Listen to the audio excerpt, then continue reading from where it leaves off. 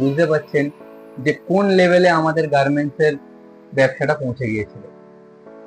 But now present, এখন নানান জায়গায় মাল তৈরি হচ্ছে, সবাই নিজেরাই ম্যানুফ্যাকচার করছে। তো এটা ছোট্ট একটা রিজন যেটা আমার মনে হয় বাইরে গিয়ে শেয়ার করা। এক মিনিট, এর প্রমাণও আমি দেব। যারা সবসময় বিজনেসকে মোটিভেট করার চেষ্টা করতে থাকে, আমি তাদের মন থেকে সম্মান জানাই।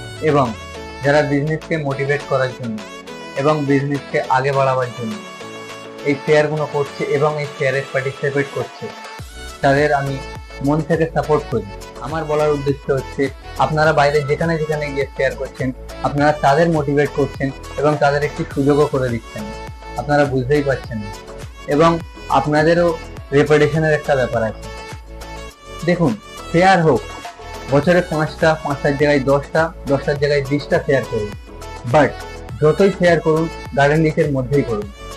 যেমন এর আগেও কয়েকবার হয়েছে, সুন্দরভাবে পরিকল্পিতভাবে পুরো গার্ডেন ডিশকে প্রিন্সেসের মতো সাজিয়ে কাস্টমারকে সম্মানের সঙ্গে ওয়েলকাম করে কাজ হওয়ার পরে কাস্টমারকে গিফট দিয়ে বিদায় করা।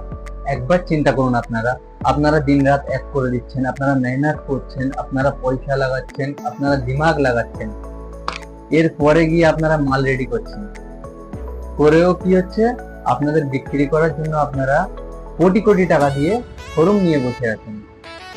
বাট এই কোটি টাকা দিয়ে শোরুম নেওয়ার পরেও আপনারা লক্ষ লক্ষ টাকা খরচা করে বাইরে চলে যাচ্ছেন কেন? দেখুন, মেহনত আপনাদের, দিমাগও আপনাদের এবং পুঁজিও আপনাদের, তাহলে কাস্টমার মাল কিনতে আপনার কাছে আসবে।